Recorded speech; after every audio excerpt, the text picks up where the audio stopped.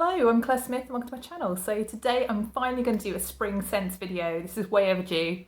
But I would say that spring is actually my favourite season. I got married in the spring, so it's always sort of something that makes me think about that event in my life. And it's just a really hopeful time. Everything's greening up and flowers are reappearing and it's a little bit warmer. Everybody feels just a little bit happier, don't they? So I'm going to talk about 12 spring fragrances in this video, and I think some of these could really cross over into summer, but I'll leave that one up to you to judge. So I'm going to further divide those 12 perfumes into subcategories, and the first category for me would be pink rose fragrances. And the first perfume in that category would be Narciso Poudre, which is just a very elegant rose musk fragrance. So this is a super powdery perfume, as you might expect from a name like Poudre. And this fragrance really reminds me of a time when I stayed in a French boutique hotel when I was at a conference for work, which was totally unexpected because normally we just get chucked in Travelodge equivalents. But this was such a plush hotel. It was all decorated in baby pink and it had beautiful velvet cushions. And this fragrance, just the colour of the bottle and also the smell of it just make me think of that hotel. And this is a fragrance I wear to work quite a lot. It's when I'm trying to be grown up and when I'm trying to be, professional, but also it's just really comforting because it just is so powdery and it's sort of slightly sweet because it's got a bit of a vanilla touch to it. But really in the dry down, it's all about that powdery musk. And I just find it really sort of totally addictive to this fragrance. And I've worn this quite a bit because of its versatility, because it's great for work. And I would recommend this one for spring for sure. So it's Narciso Poudre. So the second fragrance is a raspberry rose fragrance, and that is Coach the Fragrance by Coach. I mean, I think that's a really stupid name, but that's what they called it, so we've got to go with it. So this fragrance is primarily, as I said, raspberry and rose, but there's also a suede note in this fragrance, and that just adds a whole new level of interest. I totally misjudged this fragrance when I first got it. And I have been reaching for this one quite a lot recently. So I've worn this 3 days out of 7 this week. So you can tell how much I'm into this one. I've really rediscovered this one. It's one that I'll admit I've really not worn very much since I bought it a long time ago, like a year ago. So I think that it's something that I am beginning to feel the love for after not really reaching for it for so long. I've just rediscovered it basically. But yeah, this has quite an aquatic feel in the beginning, I think probably because of the pear note in this fragrance. It just gives it a little bit of sparkle. As it dries and you get more of that suede note, and it sort of gives you a feeling of suede handbags. And I think that's basically what this fragrance is all about, isn't it? It's about trying to give you the idea of Coach handbags, and that's why it's got that suede note in it. So the dry down is also quite creamy, and there's also a little bit of a white musk feel to it. And I think that's just why I like it, because it's quite a clean smell, but it's also really super long lasting, this one. This is the kind of fragrance that you can spray on and you will still smell it in the morning. It's not a massive projector, but you can't fault its longevity. It's crazily persistent, this one. I'm obsessed with the bottle mechanism, with the locking of the bottle like this and how it reflects their bags as well. I think the bottle design, you can't fault them. So that's Coach the Fragrance EDP. So the second category are the fun, gourmand, super fruity, super floral kind of fragrances. They're really the ones that are larger than life. And one of these fragrances I haven't talked about on my channel before. I think that's just because I like to try things for a long time before I actually talk about them. And I've been trying this one for over a month now, so I feel like I know it a little bit better. And I was a bit hesitant about this fragrance to begin with because I've had some really poor experiences with this brand, but I just went for it in the end because I really liked the opening to it. So that is Moschino Toy 2 Bubblegum, and I got a tester, as you can see. So this headless bear, he's a cutie, isn't he, without a head. This one is supposed to mimic bubblegum, as the fragrance says. And yeah, I get it. But I think this is like a Hubba Bubba kind of bubblegum, a really super fruity bubblegum. So it starts out in the first couple of minutes as super fruity Hubba Bubba bubblegum with rose. Really sweet, fluorescent, pink, bright rose. Really sort of, in your face, gourmand fragrance. And then as it dries down, it becomes a little bit more cinnamony. That's really the note that comes through to me. So this fragrance has that signature bitter orange musk in the dry down. I've tried 6 of their fragrances now and I've smelt it in every single one. So I think that's just what they tend to do. It's just their house style. I actually really like this fragrance in the dry down. The dry down is cinnamon and it's ginger and it's that citrus musk. I like the way this fragrance transforms. You still do get a bit of the fruits and you still do get a little bit of the rose, but that bubblegum is really gone. But yeah, the opening blast of this fragrance is really the special bit. That's the bit that you're going to crave. And I think perhaps not for everyone. I think this is something that is probably something that you need to go and try because it is in your face bubblegum. But yeah, I think this is super appropriate for spring because you've got that fun feeling, haven't you, when spring comes around. It's something that it's just joyous, and this is a joyous fragrance. So that's Toy 2 Bubblegum. So the second one in the fun category is one that I think a lot of people regard as fun. It's described as a fairy fragrance quite often by people, and I agree. It's called Insolence by Guerlain. It's now repackaged in a slightly different bottle, I think, and slightly reformulated. I haven't tried the new formulation, but I think they're probably going to be quite similar. So this to me is just a beautiful violet perfume. It's larger than life. It's something that a couple of sprays, you're good. This is quite a strong one and it really does last and really does project as well. It's something people can really smell on you. So those violets are smelling like Parma violets. They're really sweet, almost fruity kind of violets, but it does have a powdery dry down as well. So powdery, fruity violets. And yeah, it's just a really elegant one. It's got different facets to it that really contradict each other. And I think that's what's so interesting about this perfume. Because it's young but old, and it's also strong but delicate. It's a complete contradictory perfume, this one, and I think that's why it's so popular. So that's Insolence by Guerlain. So the next category in my spring perfumes lineup is sort of salty, aquatic, watery feeling fragrances. And I would say this is pretty loose as a category, but I've got 2. So the first fragrance in this category is actually a really controversial one. It's one people tend to either love or hate, and that is Kenzo World. So this fragrance was created by Francis Kurkdjian, and this one to me is a really interesting fragrance because it has so much ambroxan in it. And I think that's why a lot of people don't like it, because it does have that overdose of ambroxan. I think if you like, like molecular type fragrances and molecular type synthetic notes, then I think you will enjoy this fragrance. But I think it's definitely something that is a little bit off the beaten path of normal perfume. So the first thing you get is something that smells like lychee to me. It's really, really zingy. And I think the actual note is supposed to be mixed red berries. But to me, initially, it smells like lychees. Quite quickly, it begins to smell more like red berries. And then as it dries down further, you get more of the florals in this fragrance. You get the peony, which gives you a bit of a watery feel on top of the ambroxan. And the ambroxan itself gives it kind of a musky, aquatic vibe. This fragrance really makes me think of bubble baths, not in a soapy way, but just in the bubbles way. And I'm not saying it smells like bubble bath by Maison Margiela, but it's definitely got like that kind of aquatic but detergent kind of feel about it. And I think it's just really distinctive and really interesting, this fragrance. And it's something that I really think is very long lasting and does really project as well. It's something that really fills a room. I think because of that ambroxan, it's a really strong one, but it's actually a fragrance that I enjoy, which is rare for strong ones.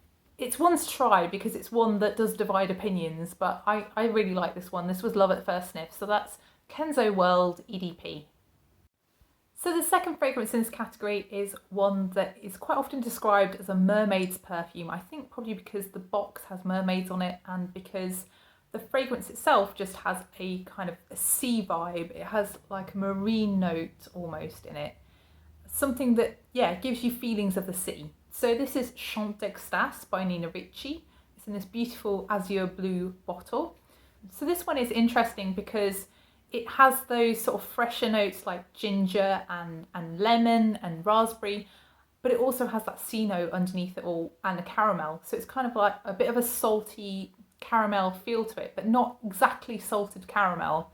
It's not overly sweet. It's not overly gourmand. It's quite a nice balance. So it's got those fresher notes, a little bit of a fruitiness, some florals, give it a little bit of creaminess, but ultimately it's that sort of C note and the caramel that really shine through with the ginger. And it's just a really distinctive, interesting fragrance, and it's long lasting and it really projects. So that's Nina Ricci Chant d'Extase. So the next category of spring perfumes are white florals. And the first one is one that I had a discussion with someone only a couple of days ago, and she'd been watching my initial review of this, and I basically said in that review that it's on the edge of something that I dislike with white florals, but that keeps it interesting and is why I like it so much, because I'm always constantly sniffing to check what I'm smelling. And this fragrance is Gucci Bloom Notari di Fiore. So this person finally said to me, she said, "You're right, it's floral edge play." And that is exactly, I couldn't have put it better. She was bang on when she said this is floral edge play. So this fragrance is a very, very on the edge indolic white floral fragrance, but it's also got a really heavy honeysuckle note. It feels very much like there's a floral hum over this fragrance.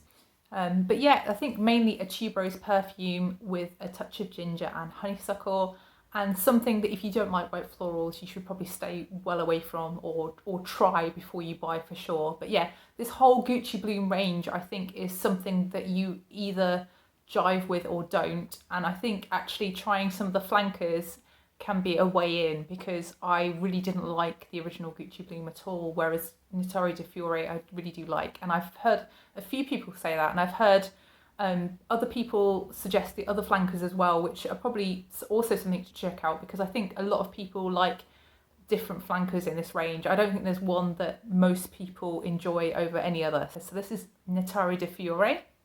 And the next fragrance is one that is kind of a little bit solar feeling. It's one that reminds me of the sunshine and makes me think of summer, and I think I'm just going to include it now because it's something that's quite heavy, and it's something that I probably wouldn't want to reach for in summer.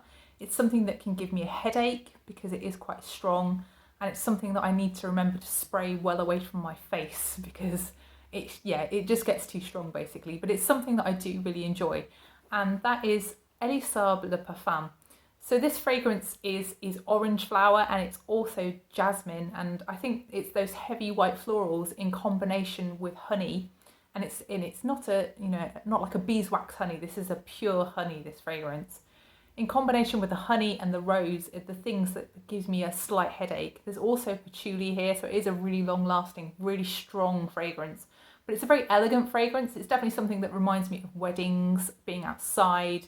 It makes me think of bees because it's just so floral. It has that, yellowness to it basically. But yeah, I think this is entirely appropriate for spring and summer actually, this one, if you can stand to wear it in summer, because it is really super heavy. But it's one of those one spray and you're done. Don't expect this fragrance to fade, because it won't, because it's super strong. So that's Le Parfum by Elisab. So the next category are the fruity fragrances, and the first one in this category is White Peaches by Shea and Blue. So this fragrance is rare in my collection because it's a peach fragrance that I actually like. Yay! So this one is a very fresh peach. It's also got a bit of a greenness to it. So to me it smells like there's something that resembles blackcurrant leaves in this fragrance as well, which I really, really like in fragrances. And it smells initially very much like a peach schnapps, not a sweet peach schnapps, but quite a dry peach schnapps. And I just really like it. It's not that long lasting. It's something you do need to respray. But actually, I've really warmed to this fragrance. I think when I first got it, I wasn't that impressed, just because I was so annoyed about the longevity of it. But actually, as a refreshing fragrance to carry in your handbag, this one is perfect. And it's really, really nice for those, spring days close to summer where it's quite warm, because I think this would be really refreshing. So that's White Peaches by Shea and Blue. So the next fragrance in the fruity category is actually one from Marc Jacobs, and it's one that I just instantly think of when it's springtime. And it's probably one of the ones that I wore most last year during spring. It's just a really easy reach when you're at home. And that one is Daisy Dream EDT. So this fragrance has wisteria, and wisteria always makes me think of home because I have a wisteria plant growing up the side of my house. And The main fruits in this are really the blackberry. The blackberry is the most distinctive thing. And for me, blackberries have always been late summer, autumn. And this fragrance made me think of blackberry as a spring fruit, which I find absolutely astounding because it just is so fresh and so light and so sparkly. And the other fruits in this are lychee and also grapefruit, which I think adds to the sparkliness. But yeah, this is just such a spring-like fragrance and is the one that is my dumb reach at home basically. So I had to include it. But yeah, not the most long-lasting of fragrances, but definitely a pretty one. It's just a light floral fruity musk basically. So that's Daisy Dream EDT. The final category is Watery Florals, and one of these perfumes is not exactly a watery floral, but it just makes me think of watery florals because every time I spray it, I re-look at the notes because I smell Lily of the Valley, and Lily of the Valley isn't in the fragrance and it freaks me out. But yeah, the fragrance is actually Rare Tiffany by Afnan. I hate the bottle. I feel like the bottle is just no. But yeah, the fragrance itself, very, very easy to wear. It's something that you can really control how strong it is by how much you spray. It's one of those. And it's incredibly long lasting, this fragrance, for basically quite a light floral fragrance. So the actual florals in this fragrance are ylang ylang and jasmine.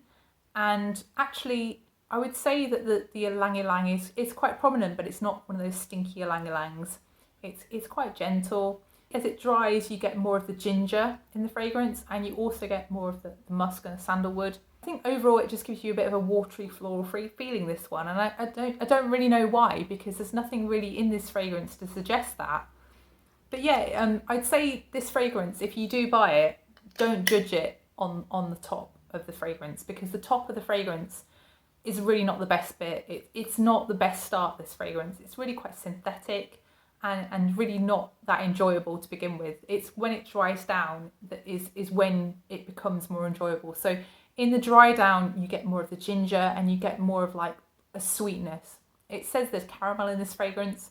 I'm not sure I exactly smell caramel. It's something just more just generally sweet and floral. And it's something that I think most of you bought last summer. It's not one that I gravitate towards often, but when I wear it, I'm shocked by how different it is, but I'm not quite sure I can put my finger on exactly how it's different. But yeah, it's a nice one. So that's Afnan's Rare Tiffany. So the final fragrance is actually one that I've used up, and nothing says that you've enjoyed a fragrance like the fact you've used it up generally.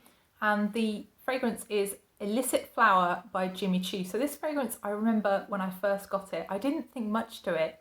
And actually, as I've worn it, I've enjoyed it so much more. So this fragrance is primarily apricot. That's the biggest, most standout note. But in the opening, there are citrus notes, and that's just really refreshing. And it sort of gives it a bit of a watery feel along with the freesia in this fragrance. And freesia is the real standout floral for me in this fragrance, along with rose. And it just gives it a nice watery feeling. Really refreshing. And has a lovely musky sandalwood dry down. You know, quite a basic and inexpensive fragrance, but just a really nice one for spring. And that's my final choice. So that's Illicit Flower by Jimmy Choo. So I hope you enjoyed the video. If you did enjoy the video, please press the like button, and please also consider subscribing. So please let me know which fragrances you've already been reaching for this spring. And if you are planning to purchase any other spring fragrances, I'd be really interested to know. And thank you so much for watching, and I'll see you in the next one. Bye.